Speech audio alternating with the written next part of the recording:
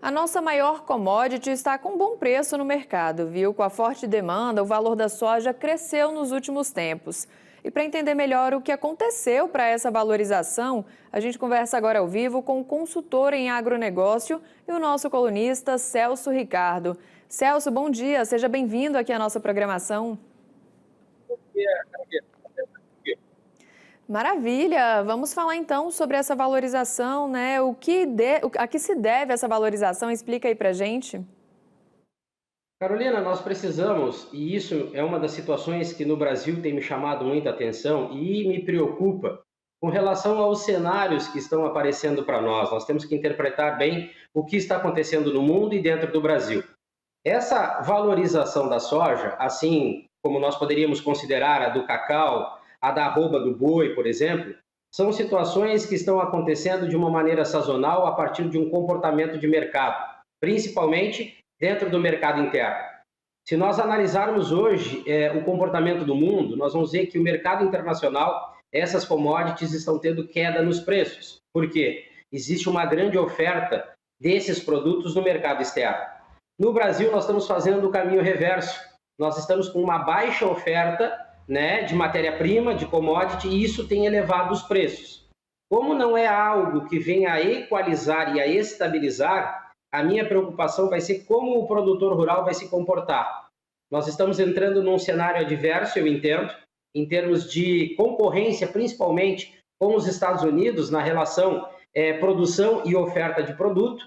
E quanto mais nós fomentarmos essa superprodução, principalmente levando em consideração que é o mercado externo que define o preço dessas commodities para o mercado futuro, eu acho que se nós nos empolgarmos muito com essa situação, que ela tende a ser passageira, com certeza os resultados para o setor primário, para o produtor, a médio prazo, pode que não seja, né, que não atenda essas expectativas que nós estamos tendo agora com essa suba dos preços dentro do mercado interno. Perguntar justamente isso, qual que seria a expectativa a médio e a longo prazo, principalmente para o produtor rural, né?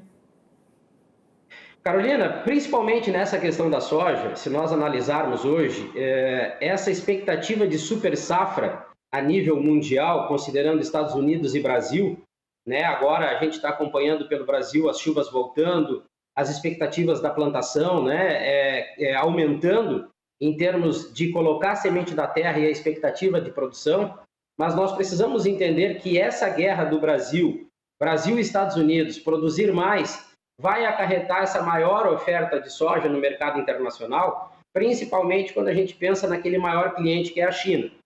Nós devemos lembrar que os Estados Unidos, o produtor, ele tem subsídios governamentais para enfrentar qualquer deslize do mercado.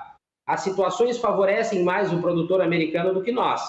E com relação à soja, e nós podemos traçar duas linhas de raciocínio. A China, em um determinado momento, até desvalorizou a qualidade da nossa soja, jogando o preço para baixo. Essa super oferta a China joga no mercado. Agora nós temos as questões ligadas, né, ao pronunciamento daquela multinacional, da Danone também, que vai surtir um efeito, a gente espera, pelo que o comportamento de mercado, um posicionamento negativo com relação aos preços. Então eu acho que agora o momento é de atenção. Nós estamos vivendo algo contraditório. Mercado externo, preço baixando. Mercado interno, o preço subindo. Oferta, procura. Então, a expectativa agora seria de ter muita calma e analisar esses comportamentos de mercado para saber se o investimento financeiro dentro da propriedade rural, por hectare produzido, vai ser compatível com os preços que o mercado, principalmente o mercado internacional, vai definir para essa commodity, vai definir para a soja.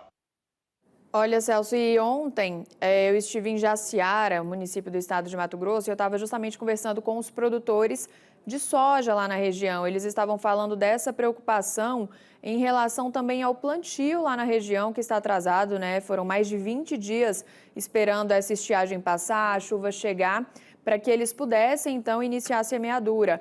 E conversando, né, com o Instituto Mato Grossense, eles estavam falando sobre essa questão da porcentagem da área plantada, da área semeada, né? Eles estão com um pouco mais de 55% da área semeada agora em outubro, só que no mesmo período do ano passado eles já ultrapassavam 70%. Então, são várias as preocupações que o produtor precisa ter. Agora, inclusive, essa também com o plantio, né, que agora sim está tendo uma chuva de maneira regular lá no estado, que é um dos principais produtores do Brasil, só que, consequentemente, isso pode acabar atrapalhando os próximos cultivos, né? Milho segunda safrinha, plantio do algodão futuramente. Então, os produtores têm várias atenções que eles precisam redobrar agora, né? Carolina, tu falou um ponto interessante que nós precisamos considerar, e aí vem não somente as questões de subsídios, mas de políticas públicas específicas para o setor primário. Nós falamos de mercado, principalmente o mercado internacional, que vai definir o preço da saca dessa soja, tendo em vista essa grande oferta mundial, né? Às vezes a gente dá muita ênfase para o Brasil, que é um grande exportador, mas nós precisamos considerar que o mundo inteiro está produzindo um menor ou maior volume. Nós sabemos que as bolsas têm parâmetros entre o menor preço e o maior preço. Então, o mercado, a flutuação cambial, nós temos que considerar esse atraso, principalmente pelas questões climáticas, que hoje elas vieram para ficar e incidem diretamente na rentabilidade, na produtividade por hectare, seja na soja, no milho, no trigo, no arroz. Então, são inúmeros fatores que corroboram negativamente para esse produtor, e essa preocupação, quando comparada com a busca pelo investimento, que é calculado pelo hectare, pela área definida da propriedade rural, com certeza o cenário não é positivo. Mas da maneira que nós viemos colocando a nível de Brasil, vamos dizer, né? As colocações em termos de volume, de valor exportado, de volume exportado, volume produzido, a representatividade nos números finais, a gente vê que existe, né, contrapontos que divergem entre a preocupação entre investir, produzir e comercializar e os resultados finais. Eu acho que mais do que nunca, a Conab, que na minha opinião está fazendo um papel muito abaixo do que ela deveria fazer em termos de estudos de mercado, né, considerando mercado interno e externo, preço, produto, padrão, volume, as condições que esses mercados estão apresentando até de preço futuro, para que nós pudéssemos organizar o Brasil em termos de área produzida, viabilizando, principalmente no campo, os investimentos, a produção e a comercialização. A Conab está muito aquém desses estudos e expectativas. Os poucos estudos que existem, muitos deles nem chegam nas mãos do produtor, e isso faz com que essa inviabilidade aconteça e os prejuízos no campo, como a gente vem acompanhando, endividamento, pedidos de recuperação judicial, cresçam e estão crescendo a passos largos. Então, a gente já comentou alguns cenários que estão incidindo negativamente e que dessa forma que está se apresentando, preço baixo no mercado internacional, as condições climáticas, com certeza eu posso afirmar até que esse produtor brasileiro, produtor de soja, não está tendo uma expectativa boa financeira, principalmente em termos de investimento no campo e na comercialização da commodity.